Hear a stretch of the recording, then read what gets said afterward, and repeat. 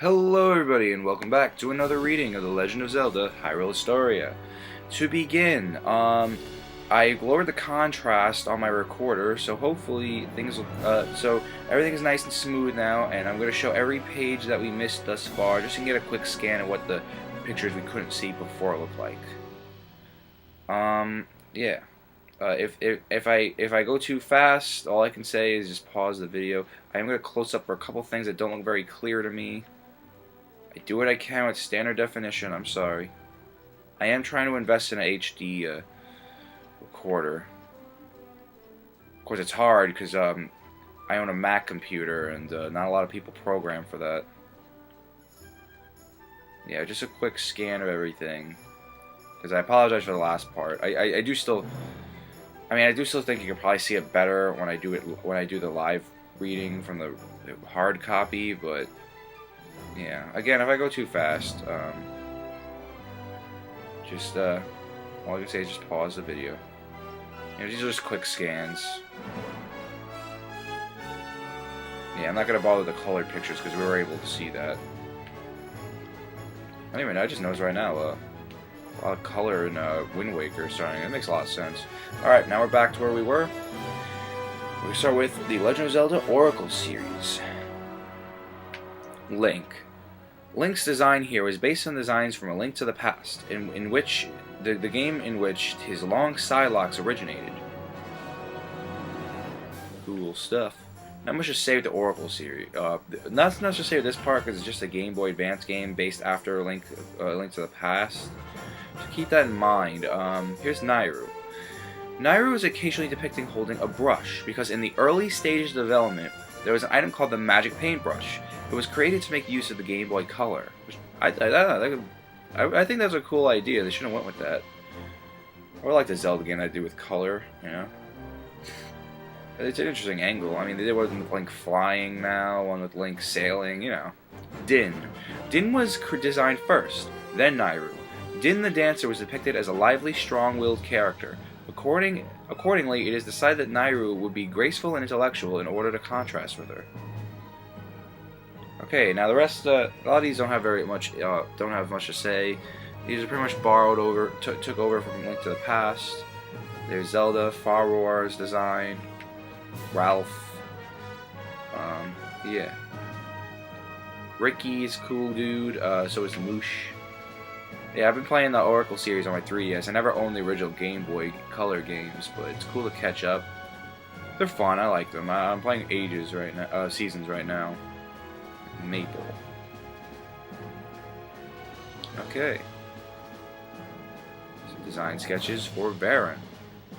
Pretty interesting how different they are between the two. You can see the elements from Baron's design sketches were incorporated into her final form. As illustrated below, her mysterious appearance, with one eye hidden from view, makes Sorceress of Shadows a very fitting title. Yes, agreed. Onyx. The design of Onyx's body matches his final look, but the double-bladed axe on his Morning Star never appeared in the game. Cool. Yeah, it's so nice to actually be able to see these now. Lovely. Okay. The Great Moblin. He's annoying. Ganondorf. But he wasn't in the games. A sketch design depicting Ganondorf's Phantom. Ganondorf never appears in the Oracle series, only his beast form Ganon is seen. So it's interesting how they have a design for Ganondorf here. And it's pretty interesting how they go about it here, because it does look like the Ocarina of Time one, but they did change his robes up to give that Eastern look they always wanted to give him, to represent the Gerudo tribe. There's some concept art for, like, they did that movie poster thing again from Ocarina of Time, looks like, with the seasons and ages. And yeah, that ends that. Not much to say, they're just Game Boy Color games. However, Twilight Princess is a pretty long section. There's a lot of ideas used and whatnot. They have Link in Ordon clothing over here, design sketches for him as a cowboy kind of thing. There's design sketches from him originally. It looks like they were going to go with this one last, but it looked a little bulky, so I like what they went with it in the end. It's nice. Design sketches for Zora Link right here. Pretty interesting. I never liked the Zora suit in Twilight Princess. That is something I could definitely say I don't like because it's just annoying. It looks so. I mean, these design sketches don't look that great, but it's just dumb. Here's some facial expressions actually. There's like other than Wind Waker, this is the first console game where they started really caring about Link's emotions throughout the game. Because in Ocarina of Time, they never really went over that much because of the N64 hardware limitations. A variety of design sketches, including Link as a young man, a boy that brings to mind Child Link from Ocarina of Time, and an androgynous figure. You can tell that the designers went through some trial and error. Yeah, some of them look like a realistic like this. This one I like, but this is an adult Link game only. This one looks closer to the final design. This is a weird sketch. It looks like something out of one of those books you read in high school. Yeah, here's like a hard, don't fuck with me face. These looks pretty similar to Oracle series if Link was an adult, and this is creepy. Wolf Link.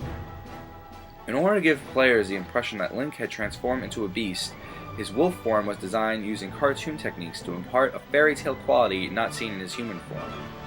So you got, and these two, it looks like the design sketches are trying to make it more look like the Twilight, and I think this one looks really cool here, but ultimately the final design wins. You know, it looks like a wolf. I think it's better off. They're going for a more realistic, grittier look, so they might as well keep the wolf thing more realistic looking rather than making it look like something that came out of the Twilight. Midna, I remember from my last read-through, actually had some really cool design sketches, and there's so many of them. I always notice that with this game, when they have new characters, especially the one-and-done characters, you can tell they put a lot of love into making sure their final designs are very important. Midna's true form. Midna as she appears after her true form is restored at the end of the game. If Zelda is a Western-style princess, Midna has the air of the Middle East about her, and they did a very good job with that. Very good job. Here's here's an older design. It looks pretty interesting because it looks more like Midna's cursed form. I don't like it. I'm glad they went with this idea. And yeah, here's some design sketches for her. They have ones over here that look a lot like more African type things, and then this I have no idea what it is. Then they have these Eastern vibe kind of things like Midna's from the desert. Some of these make it look male. Design sketches for Midna. There's so much variety between these images and her final design that one could claim that the only point that remains consistent is the fact that she's always depicted wearing a mask. And I'm glad they went with having one of the few shadow parts as her mask too. That one's creepy. See, that looks cool right there, but yeah, ultimately, yeah, they went with the two Wolf Link designs that match with Midna as a comparison. But ultimately, I'm glad what they did. You know, the final design's what you always imagine, it's what you always see, so you can't imagine life without it, you know. Zelda. Zelda was originally depicted wearing a robe that hid her expression. The pictures on the bottom right represent what Zelda from Twilight Princess would look like if she transformed into Sheik. They were drawn for Super Smash Bros. Brawl, so during the development, I think that's really smart. During the development of Twilight Princess, they were making sure they also developed Sheik for Super Smash Bros. Here's some interesting thing. They have so much detail. They actually detailed her earrings. Interesting. Design sketches. Yeah. This is the most fierce-looking Zelda. A lot of people say. Here's Sheik. Here's her in her robe. It's interesting, you know. Zantz. This guy is the bad guy. Interesting how they have the mouthpiece separate during battle. I'm sorry if I sound a little phlegmy, you know, it's allergy season and all now, so gotta let the Allegra kick in. Zantz. During the early stages of the game, Zantz appears as an unnerving persona encased in thick armor. When his true form is later revealed, he gives off a strong impression of whose cowardly ambition and madness have been exposed. Bamboo shoot-style combat weapon, the SS Zant 1. Interesting. Yeah, here's his real face. The illustration to the left is a concept art for a shelter in the shape of Zant's face that appears during the battle against him. The moniker Bamboo Shoot-style combat weapon, however, So, oh yeah, I guess originally this guy was such an egomaniac. His face is his temple. Ganondorf. Yeah, Ganondorf. I don't like his design in this game. I think he's a little too chunky. I think they tried to take Wind Waker. It looks like they tried to take Wind Waker Ganondorf, but make it more realistic as possible. I just disagree with that in the end. Ganondorf. Though he was banished at the twilight by the sages in Ocarina of Time, Ganon lives again. Though the timeline he inhabits differs from that of the Wind Waker, he is drawn to be around the same age as Ganondorf in that game. Yeah, see, that's what I'm saying. They like to go for the middle-aged look, because that is a lot of people's favorite form of Ganondorf. Ganondorf's Sword. Ganondorf's sword is the same blade that was used by the sages in his own execution. In a flashback scene, it is seen to pierce right through him. Oh boy. There's this cool horse. I always thought he had a cool horse. Yeah, just... this is interesting. They got him look a lot more younger here. Here's some design sketches. These look really weird and ugly. And yeah, we also have the demonic beast Ganon. The creature Ganondorf transforms into the fight at Hyrule Castle, perhaps the pig Ganon, captioned on his piece on this piece of concept art, was a nickname given to him by his staff. Ugh. Yep, the demonic beast. That Ganondorf fight was so easy. I probably said that before, but it is so easy. The light spirits. The spirits that watch over each corner of the land in the game, they take on the form of animals, including deers and snakes. However, it seems as though developers also considered making them humans with animal heads. Like, yeah, here's what they really look like somewhat. I mean, these are still concept sketches, so it's not gonna make the final game, you know. Here's their idea for human bodies with animal heads, but I'm very glad they avoided that, because that could have been the fairies in Ocarina of Time all over again. That creeped everybody out. Sages. The design sketches seen at the right originally concept art for Rauru. Though the face is hidden behind a mask, his body retains the vestige of a sage. Yes, but they ultimately went with this design here, which I was always curious about. I never understood why they did this rather than... Because in every other game, including Link Between Worlds, is after this game, the sages have human appearances, and they all look very different, but not here. I don't understand what that really means. I'm sure it's a idea they had for... what's the word? They wanted to see... they wanted to make sure that the... how am I going to put this? Sometimes I'm not good at this, you know. I'm sure you noticed. They're trying to make it more like the sages are a mysterious force. Yeah, that's it. They're more like a entity rather than people. They don't want you to connect them, I'm guessing, because you don't have to collect sages in this game. That's why I think they've done it, at least from what comes up the top of my head. Ancient Hero. The ghost of the hero that teaches Link his secrets. Some theorize that the fact that he holds his sword in his left hand indicates that he's actually Link from Ocarina of Time. And come on, that's pretty much confirmed at this point. Here's some concept art designs. Once again, I ultimately like the final design, because, you know, they always put a lot of thought.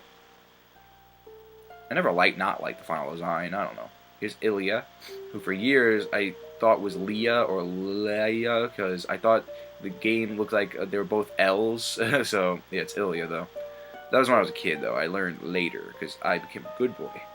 Looking carefully at the concept sketches, you can see a mark that closely resembles Navi, the fairy that appeared in Ocarina of Time on Ilia's brow. It could be really curious to know what they were planning with that. Actually, yeah, that's true. I would really love to know. Yeah, here's some, yeah, right here. Navi? That's interesting. I do like that idea, but everyone hates Navi. Navi's not that bad. I don't know. Excuse me, that's just me. Here's the Ordon villagers, that colorful cast. Here's the most creepiest children of all time. Mallow, depicted here as a mischievous child, was popular among the development staff. As a result, he's got his own shop, the Mallow Shop. Yes, that's where he sells things in Kakariko Village. I don't remember which one. Kakariko Villagers. Yeah, I think it's Kakariko. Yeah, it's Kakariko Village. Renato, he's a cool dude. There's Luda. Barnes, I like Barnes, he's funny. Parents and child. Renato and his daughter Luda, Their appearance is reminiscent of Native Americans, are well suited to the village of Kakariko, which wouldn't look out of place in a Western movie. Yeah, it looked like they were going for that Western cowboy thing in some parts of the game too, which kind of felt a little out of place. I don't know. They brought you a lot of settings, which I did like in Twilight Princess, but yeah, that was kind of weird how they put you in so many different environments. There was no, I felt like there was no consistency. That was a problem for me, but you know, whatever. Their main design sketches are Barnes, who runs the bomb shop. All of them depict a tired old man. And yeah, here they all are. Yeah. Here is, oh darn, what's her name? Telma, which is pretty much the Impa of this game. I don't think you see Impa in this game. I always liked Telma. She's a cool one. Here's some design sketches. They make her look like a teacher here, kind of thing. They make her look a lot more like Impa here, actually, over here, except for there. Telma. Telma is the properties of the bar, proprietress of the bar. Despite her hearty manner, she also exhibits a certain feminine sweetness. She is kind to Link and treats him as an adult. Aru. I don't even remember who he is. It's been a long time since I played Ocarina of Time. I am watching a Let's Play of it right now, but you know. Russell and his friends are named the Resistance by the developers. Of them, Aru was the character that with the most concept art. It looks like they designed a macho version of Aru as well. Yeah. Cool stuff. Cool stuff. Shad, whatever. Shad researches the Sky People. He looks scholarly in many of the design sketches. Yeah, Shad was cool. I remember him from the end of the game where you had to collect clues and to find that find where Ganondorf was and whatnot. You know, I don't remember exactly how it went down. Again, it's been years. The concept art to the right is one of Ashai's design sketches. She wears Western-style armor, but the other aspects of her appearance, including her hairstyle, hint at Eastern influences. So they have a little Eastern-Western mix there. I like that. I do appreciate stuff like that. Excuse me, in the Legend of Zelda series. Old man Impa. Oh my god. Oh yeah, that's right. Impaz. Yeah, Impa was in this game. It was Impaz that was in this game. Now I remember. Old man Impa. Yeah, it was really weird. They made it male Impa. And he wasn't even, he's not even very memorable. I didn't remember him.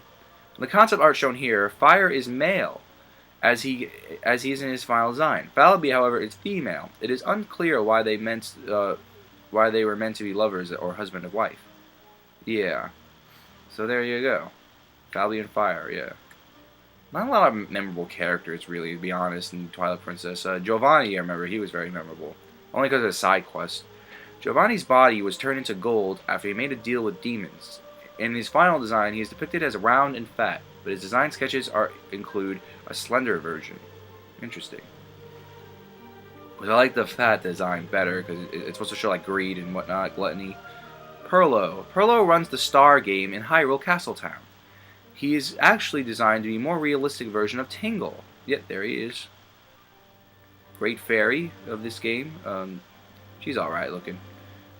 Uku, he's interesting. Uku's appearance is incredibly unique. Her design resembles the work of an artist, Amadeo Modigliani. I think I got that right.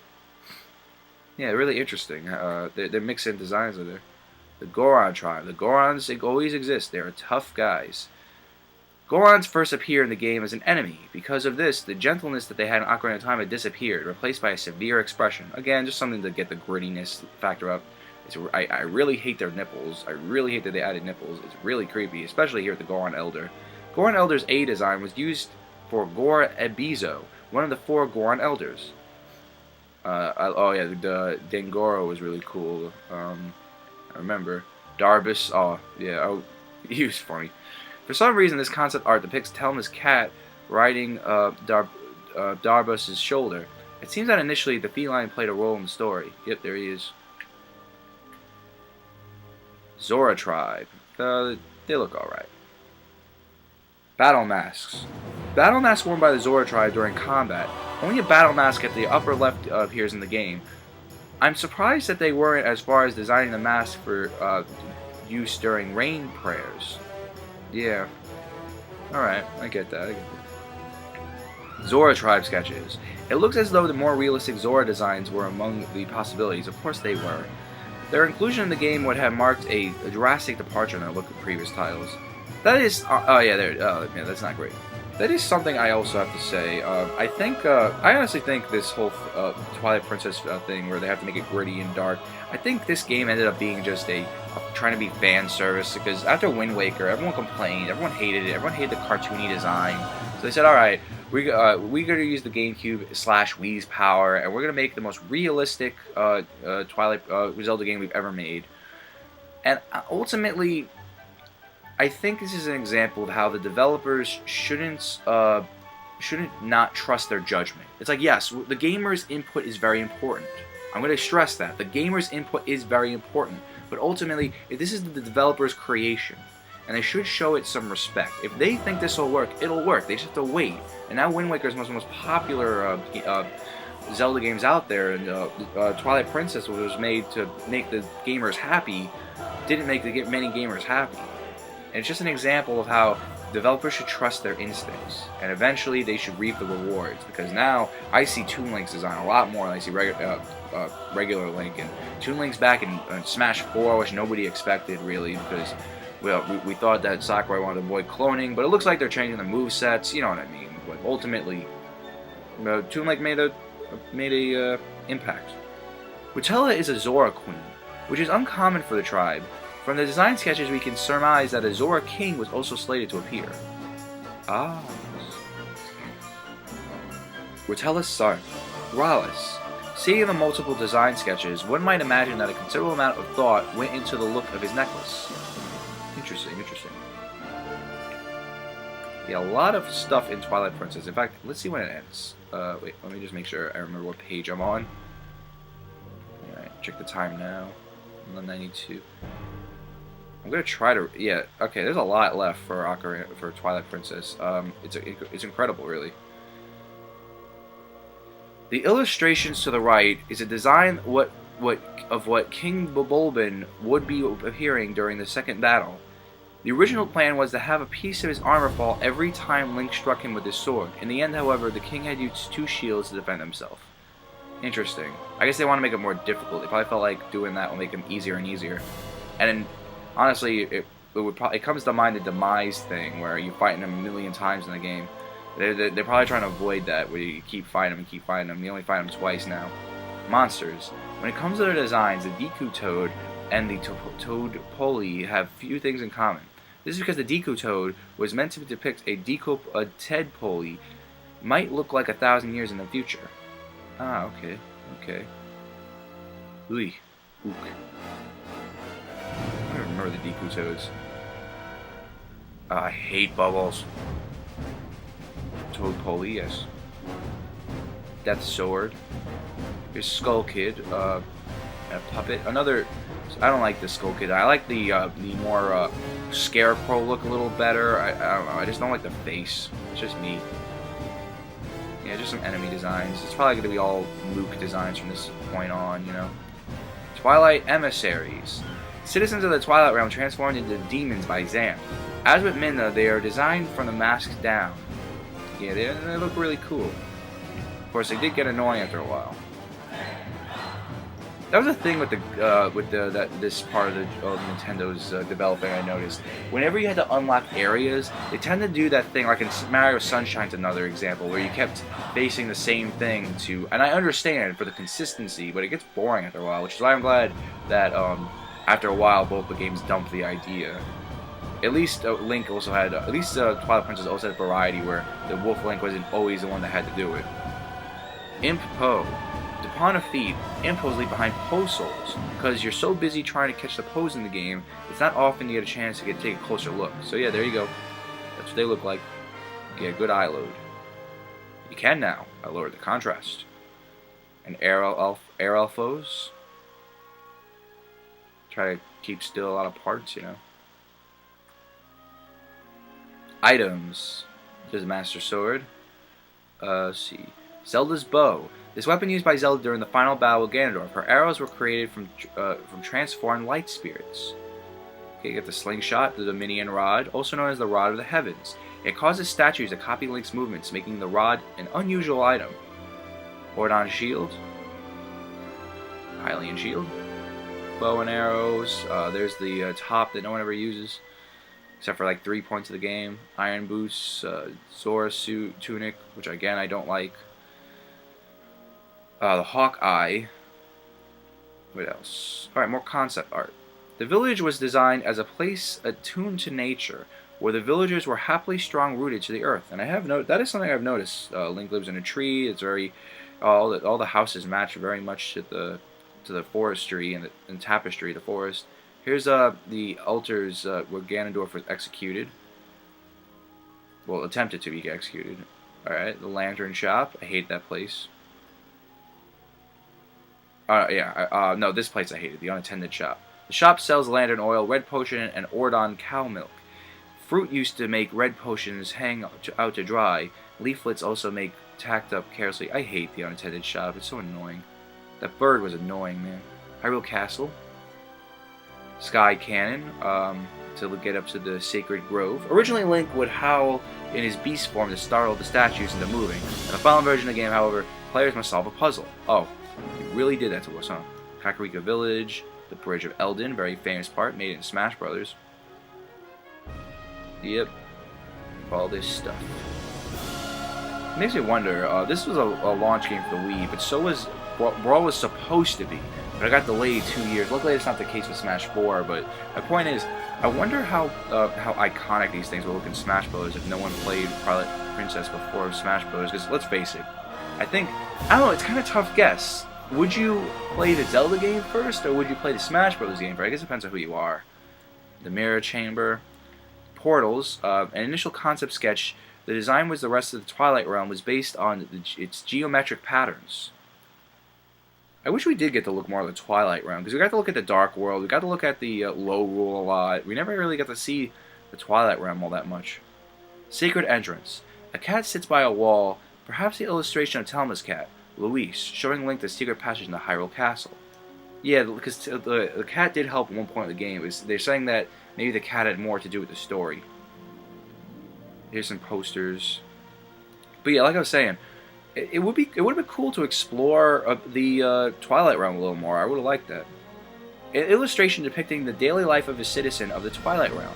This is one of the. This one is stealthily stealing food from an abandoned village. And the next time we meet, we're going to start with whoopsies. We're going to start with Phantom Hourglass, then the DS games. 202. Remember that self. So yes, everybody, that's that for now. It's getting longer and longer. It gets back to the beginning of the book, because I like ending like this. Thank you all so much for watching. I've been Billy, your video game analyzer. Have a good day, good night, whenever you're watching this, and I'll see you next time.